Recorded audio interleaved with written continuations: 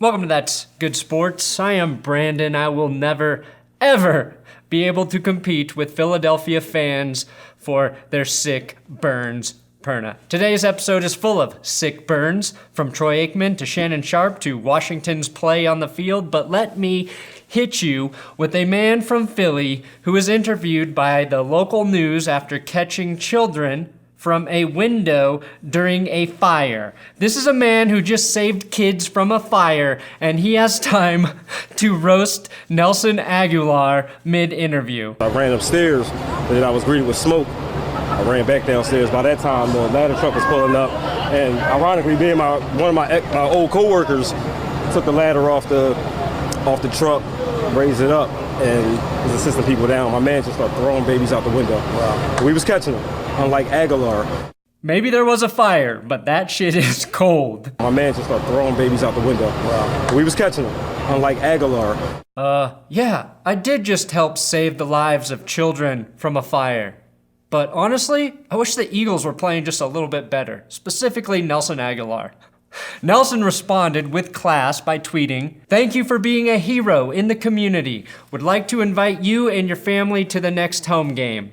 Twitter, help me out and get me in touch with him." Nelson did have some drops in the last game, but also scored 2 touchdowns and had 8 receptions. Regardless, this is the best thing we will ever see after a house fire. I've got tons of burns, the Bears demolishing the Redskins potatoes, Cam Newton updates, and more NFL stuff. Let's get sport.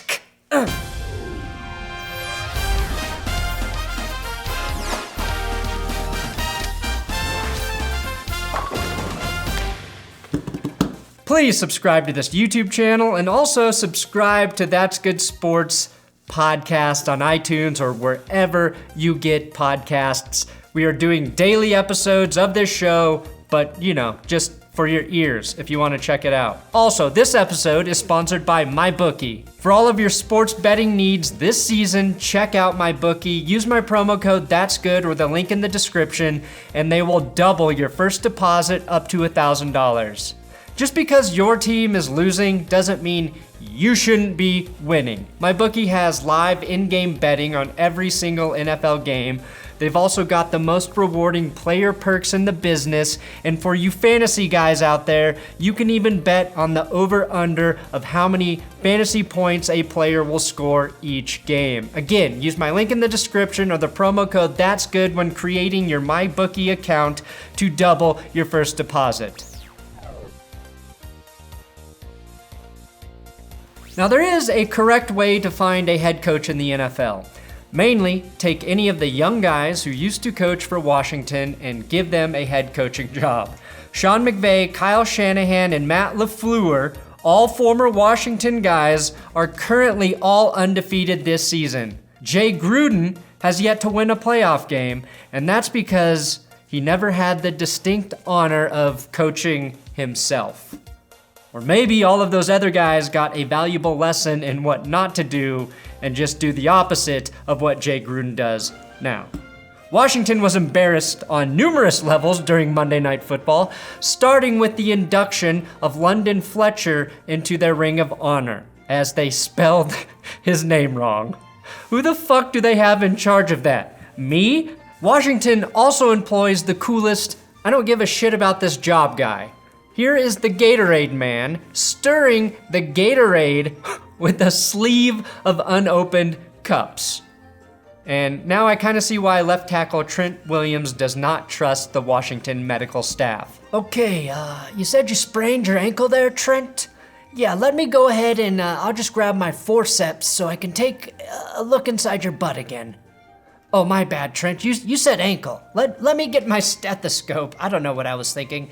I'll listen to your ankle bones, and then I'll take a look inside your butt just to be safe. You can never be too safe, Trent. All right, yeah, we're gonna have to break your butt so we can reset it. Then I'll put a little Gatorade in. Have you had the Gatorade here? It will help your butt ankle heal faster, Trent. Now, the Bears worked the potatoes over pretty good. I'd say they scalloped them, but that's a little too close to scalped. Vernon Davis thought he was going to get his second old man hurdle of the season. Remember, he did that week 1. But week 3, prime time, he severely mistimes the jump like The Rock and Samuel L. Jackson in the beginning of the other guys. And there were so many bad plays from Washington to choose from. I can't tell if the no hurdle was worse than the pile leaping, and by leaping I mean slightly hopping fumble by quarterback Case Keenum, who also threw 3 interceptions to accompany that fumble. Congrats though, sincerely, congrats to Washington receiver Terry McLaurin for becoming the first player in NFL history with 5 receptions and a receiving touchdown in each of his first 3 career games. I'd also like to congratulate Terry on becoming the first player to demand a trade in 2020. McLaurin said he'd have more catches and touchdowns this season, but since Josh Norman plays for Washington, he has to actually compete for his catches on game day. And when the hell did Troy Aikman get so cool? Did he just start not giving a fuck? I love him now, and when I was a kid, I hated him like Tom Brady. The Athletic Kansas City tweeted that Patrick Mahomes has thrown 36% of Troy Aikman's career touchdowns in about 8% of the games.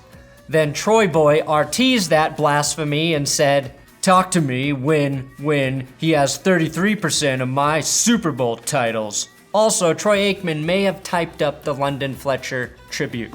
All right, it is time for mandatory Antonio Brown updates. So we're back to 0 days without mentioning AB, but as expected, the Patriots did not pay him shit yesterday. He was supposed to receive $5 million on Monday, more than half of the $9 million he was guaranteed at the time of signing with the Dark Lords. He's expected to file a grievance against the Patriots to try and get his money. The challenge here isn't the viability of Brown winning the grievance, but simply for Brown and his legal team to remember what fucking grievance they are talking about. The number of unsettled AB grievances currently in circulation is said to be virtually uncountable. If the Pats were even considering paying AB, he ruined that with his Twitter binge Sunday morning. After announcing that he will not be playing in the NFL anymore, indicating that he is in fact the last person on earth to figure that out, he did something I almost respected. He called out the NFL for giving Big Ben a 4-game suspension for 2 rape accusations. True, it is only fair AB get to have 2 rapes of his own to match Big Ben's and then only receive a 4-game suspension.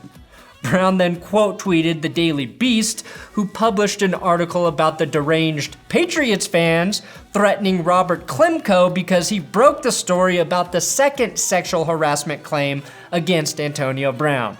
That's right, crazy Pats fans started sending some pretty disgusting threats to Klemko in defense of a player their own organization doesn't even want. Brown noticed people were threatening Klemko and then quote tweeted that saying, "System working effectively." Well, we'll see if the system is working effectively, AB, because Brown was back in court today for the furniture throwing incident from last year. And now there's video of the furniture landing in the pool area where you can clearly see people lounging. But Brown's actually being sued for damaging his apartment in that complex and not paying for the damages. AB actually already settled with the grandfather and child he almost hit with his flying furniture. And I think it's safe to say AB will see the court more than the field for the rest of 2019, and not because he'll be joining the NBA. All of AB's terrible tweets from Sunday have been deleted, but you can still find Carlton's eerie Antonio Brown prediction from April, which read, "What if Antonio Brown made a secret deal with Vince McMahon to become the heel of the XFL, and now he has to escalate to the point of getting kicked out of the NFL by 2020? I was going to tout that as a great prediction, but even an XFL spokesperson has already come out and said the league is not interested in Brown.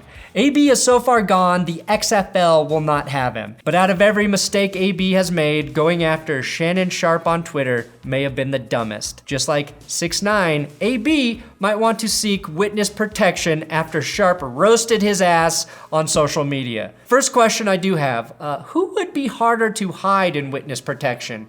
Antonio Brown or 6ix9ine? The correct answer is David Copperfield could make an entire circus disappear with less issue than the feds would have with either of those clowns. AB brought up the fact that Sharp was accused of rape in 2010, but failed to mention those charges were not only dismissed, but Sharp's accuser was actually stalking him, and that she was ultimately taken to jail and evaluated by a psychiatric center for stalking Shannon Sharp. And that is all the AB bullshit for now. Former Bronco Shaq Barrett, now playing in Tampa Bay, already has 8 sacks through 3 games. And because I too can count math, Troy Aikman, that's 8 more sacks than the Broncos have in as many games. And we all know 8 times 0 is a mistake by John Elway. Shaq is leading the lead in sacks and is on pace to finish the season with 42.6. Now, just mentioning that incredible sack pace now guarantees Shaq won't even break Michael Strahan's single-season sack record of 22.5. And if you're new to football and didn't know, half sacks are counted when a player sacks a bad quarterback like Jameis Winston or whoever starts for the Dolphins. Shaq Barrett has an escalator in his contract that pays him an extra $250,000 if he gets to 8 sacks. He already did that in 3 games. Barrett is on a 1-year contract in Tampa Bay, which means he's going to make roughly $1 billion when he becomes a free agent this offseason if he continues. And I know of a team that's in dire need of some pass rush help. Steelers QB Ben Roethlisberger did have surgery on Monday night to repair his elbow. He will start rehabbing immediately, and doctors expect him to make a full recovery and be ready to throw more players under the bus by week 1 of 2020. Pittsburgh will need this because Mason Rudolph only completed 2 passes that traveled for more than 1 yard downfield on Sunday. The Steelers, of course, forced 5 turnovers against the 49ers, 2 by Minkah Fitzpatrick, and still lost that game. And I was baffled as to why that happened. And now seeing that Mason Rudolph stat, I fully understand. Panthers quarterback Cam Newton has a Liz Frank injury and is doing everything he can to avoid surgery. That's the bad news. The good news is it's just a Liz Frank injury and not a Sarah Mike injury, which would obviously put his entire NFL career and ability to perform sexually in jeopardy.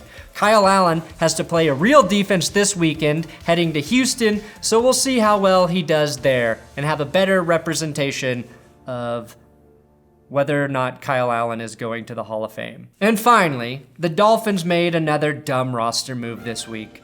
They cut defensive end Tank Carradine, who has been on and off the roster all season so far. I have no idea why you would cut the only player on your team who can sack Tom Brady with Tom Brady's own players.